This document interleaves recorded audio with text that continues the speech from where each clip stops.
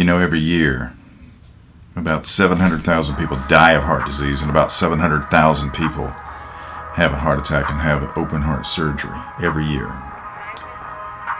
And 2.5 years ago, that happened to me. So this is the story of what it takes to go from that point to recovery and all the things in between.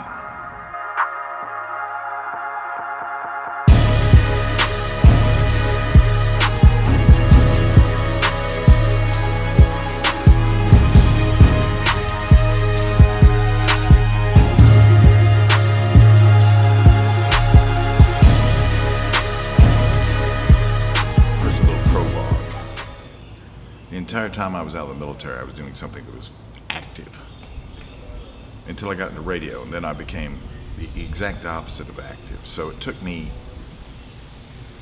4.5 years to get to the point to where I had taken myself from a relatively good health to really, really bad health.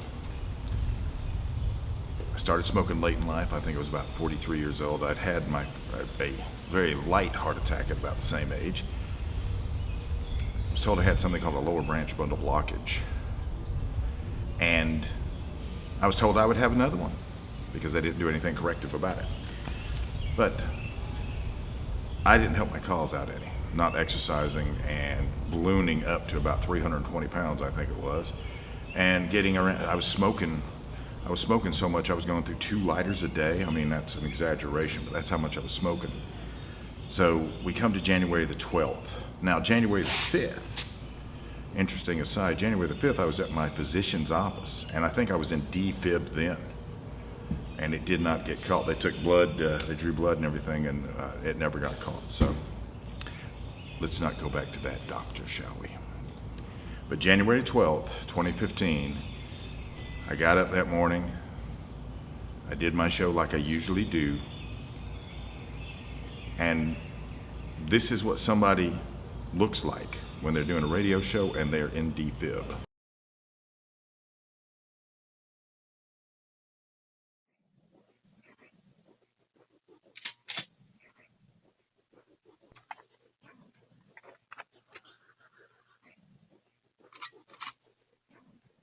The right to bear arms shall not be infringed. Not be infringed. Not be infringed. Not be infringed. Shall not be infringed. Here comes the nation's Second Amendment watchdog. Stand back, gun grabbers, and welcome to the House of Pain. Brought to you by Frog Loop. Performance made in the USA. This is Lock and Load with Bill Frady. All right, on a Monday, coming to you live from the Frog Lube Performance Made in the USA studio on Monday. This is Lock and Load, the number to get in, 877-317-6432. Trying out the live stream on the new website today. We'll see how that plays. So I managed to complete the show. I didn't feel spectacularly bad, although I think you can tell I was sort of feeling dull just listening to the opening.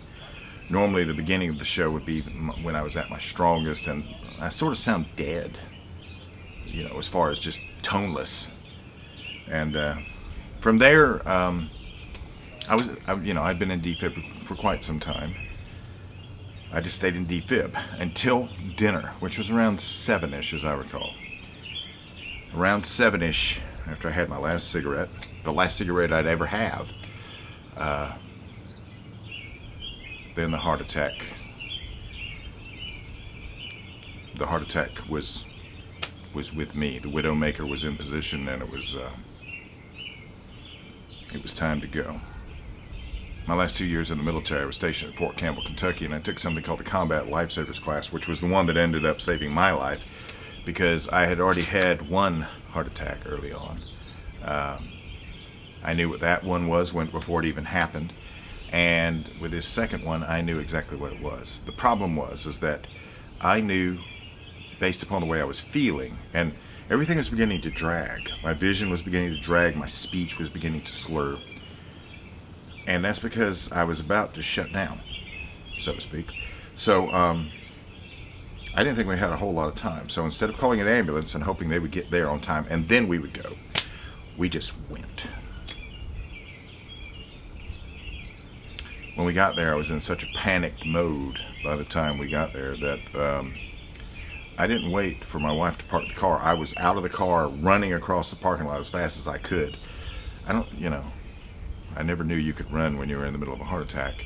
And I got to the desk, and that was the last time I would walk again until January I want to say the 18th or 19th. Because now everything was about to get real bad. What was I not doing? Well, for one, he was not breathing. Oh. But that's to be expected coming out of surgery. Well, your lung mechanics was basically what we call something like COPD or whatnot. We had to make sure that, as well as what Barry was saying, the hemodynamics. On my side, I had to make sure that I didn't interfere too much with your hemodynamics, to make sure that the heart and everything was continuously beating right, and making sure that your ventilation and oxygenation was on par for what. The problem would manifest itself the next day when they sent me from Easley Baptist Hospital, where we went for the emergency room, to Greenville General Hospital, where they tried to do the heart cath on me, and the blockage was just too bad. So that followed 3 days in critical care until I could get into the open heart surgery theater, as they call it. And typically, when you go through open heart surgery, which I had a double bypass. When you're in open heart surgery, I think they start bringing you out of anesthesia about 16 to 18 hours because they're trying to help you slowly come out of it. I had problems. There's a lot of reasons I had problems. One was I was a smoker. Being a smoker, when you go under general anesthesia, that's never good. Then when you're a smoker and you maybe have almost borderline damaged your lungs, well, that just makes it worse. And this brought on 56 hours of waiting. But I was in the hands of an ICU special operations team that are without peer. Start with Travis. Travis, who are you? What do you do? All right. Well, Travis Threet, work in CVICU. Been there for a little over 3 years now, and I'm a nurse. You're a nurse. You were my first point of contact. Well, no, you were my second point of contact. Yes. You were also my phone guy. Yep. That first time. Reggie? Eddie. Eddie. He can be Reggie. My name is Eddie Brown. I'm a respiratory therapist. I've been practicing respiratory since 2006. I'm also a clinical instructor with Piedmont Tech in Greenwood. I've been teaching for 5 years now. And I work all over the hospital basically as a respiratory therapist. Sarah? I'm Sarah Hamby. I'm a nurse at CVICU. Been there for 4 years. I'm also a family nurse practitioner student at Clemson. Barry? My name is Barry Elkins. I'm a registered nurse in the Cardio Vascular ICU here at GHS, and I've been a nurse there for 13 years. Michelle? Hi, I'm Michelle Epperly, and I'm also a nurse in the CVICU, and I've been there 11 years. And my surgeon, Dr. Wright, was actually he's the one that teaches people how to do this. So the surgery went off without a hitch. When you think about open heart surgery and you think about how routine it has become, it's actually it's a daily miracle. It's a needless miracle, but I mean your heart, which is beat faithfully for you until you make it so sick that it no longer can beat every day, every year, every second of your life, they have to stop it and start it back up after they get everything rerouted. So my nurse team, though, the ICU nurse team, who you see here, were superb, splendid.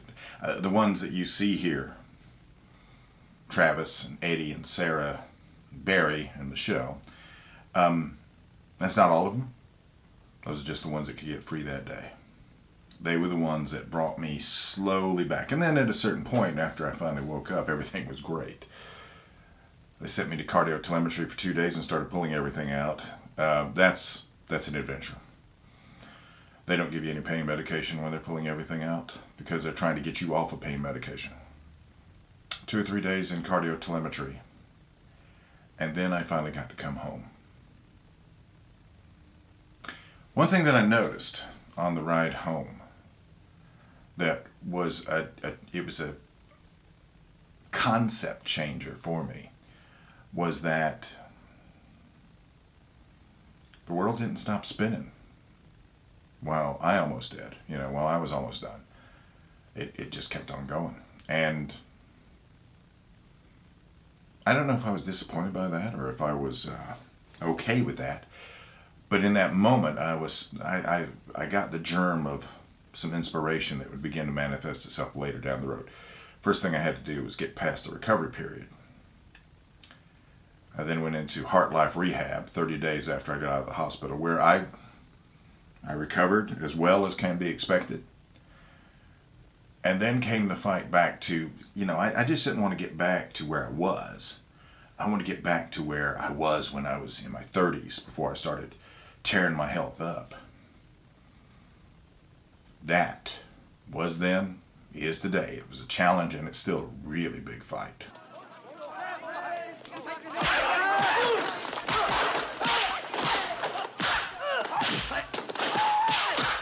At a certain point, I went back to, I had all these, I had gotten new sponsors during the rehab. I'd gotten agency arms during the rehab.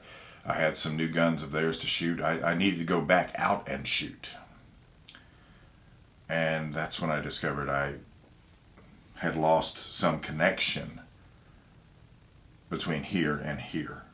Dr. Dean related to me was that when they split your chest down the center, you've got nerve endings that change, you've got feelings and sensation when they heal back, they change.